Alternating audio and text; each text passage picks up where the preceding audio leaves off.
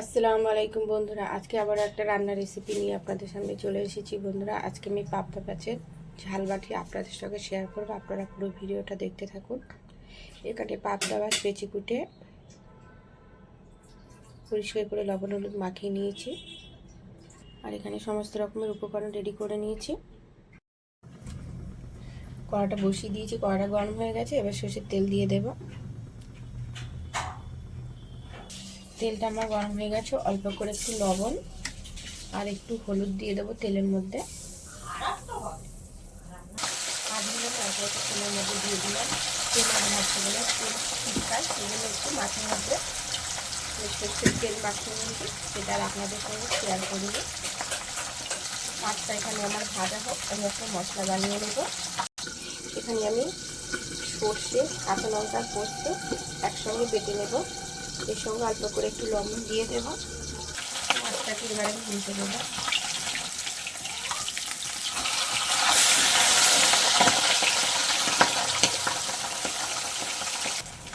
ভাজিটা ভালো হয়ে গেছে, এবারে তুলে দেবো। এবার আমি ওই মাছ ভাজা তেলের মধ্যে দিয়ে দেব ফোড়নে কালো জিরে, একটা চেরা কাঁচা লঙ্কা।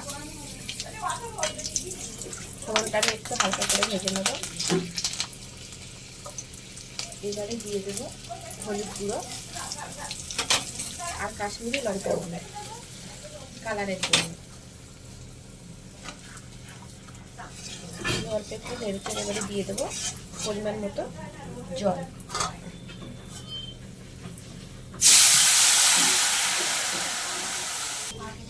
তো যতক্ষণ ঝোলটা খুব ভালো করে ফুটে নাড়বো ততক্ষণ আমি অপেক্ষা করব। এখানে এখন আমি লবণ ব্যবহার করব না, যেহেতু মাছের মধ্যে লবণ আছে।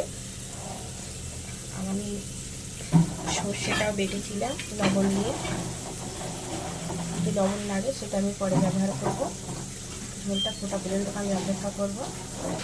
ঝোলটা আমার খুব ভালো করে ফুটে গেছে। এবার আমি ভেজে রাখা মাছগুলো এক একে দিয়ে দেবো।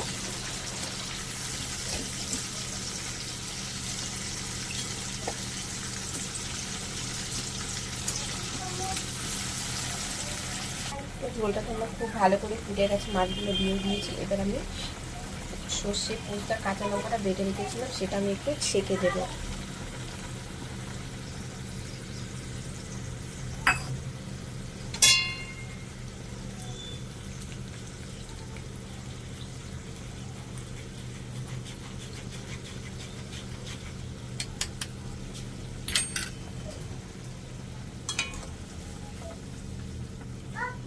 আমি এবার উপর থেকে দিয়ে দেবো দুটো কাঁচা লঙ্কা আর ধনে পাতা কুচি ছড়িয়ে দেবো।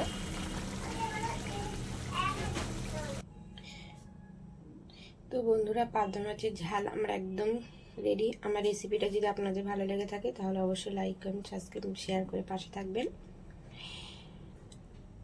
আর আমার ভিডিওটা দেখার পুরো অনুরোধ রইল। আজকের মতো আল্লাহ হাফেজ।